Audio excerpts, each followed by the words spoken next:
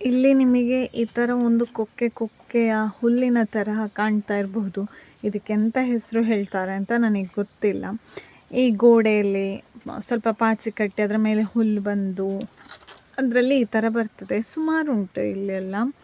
ಇದರಲ್ಲಿ ಒಂದು ಆಟ ಆಡಲಿಕ್ಕಾಗ್ತದೆ. ಒಬ್ಬರು ಆಟ ಆಡಬಹುದು, ಇಬ್ಬರಿದ್ರೆ ಒಂಥರ ಮಜಾ. ಯಾವ ಥರ ಆಟ ಆಡೋದು ಅಂತ ಹೇಳಿದರೆ, 2 ಬೇಕು. ಒಂದು ಒಬ್ರಿಗೊಂದು, ಇನ್ನೊಬ್ಬರಿಗೆ ಇನ್ನೊಂದು ಅಂಥೇಳಿ.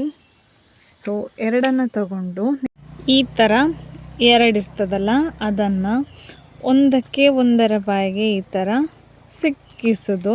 ಆಗ ಈ ಥರ ಗಂಟಾದಾಗೆ ಆಗ್ತದಲ್ಲ. 2 ಜನ ಸಹ ಈ ಥರ ಎಳೆಯೋದು. ಯಾರ ಕೈಯಲ್ಲಿರೋದು ಕಟ್ಟಾಗ್ತದೆ ಅವ್ರು ಔಟ್ ಅಂತ ಲೆಕ್ಕ. ಯಾರ ಕೈಯಲ್ಲಿರೋದು ಉಳ್ಕೊಳ್ತದೆ ಅವ್ರು ವಿನ್ ಅಂತ ಲೆಕ್ಕ. ಈ ಥರ ನಾವು ಆಟ ಆಡ್ತಿದ್ದೆವು. ನೀವು ನಿಮ್ಮ ಬಾಲ್ಯಕಾಲದಲ್ಲಿ ಈ ಥರ ಆಟ ಆಡಿದ್ರಾ? ಸೊ ಯಾರಿಗಾದರೂ ಇದರ ಹೆಸರು ಎಂತ ಅಂತ ಗೊತ್ತಿದ್ದರೆ ನನಗೊಂದು ಕಮೆಂಟ್ ಸೆಕ್ಷನಲ್ಲಿ ಹೇಳಿ. ಮಳೆಗಾಲದಲ್ಲೇ ಇದು ಹೆಚ್ಚಾಗೋದಾಯ್ತಾ. ಸುಮಾರು ಉಂಟು, ಬೇಕಾದಷ್ಟು ಆಟ ಆಡಬಹುದು. ಈ ನನ್ನ ಅಭೂತಪೂರ್ವವಾದ ವಿದ್ಯೆಯನ್ನು ನನ್ನ ಮಕ್ಕಳಿಗೆ ಕೂಡ ಕಲಿಸ್ತಾನೆ. ಆಗ್ಬಹುದಾ?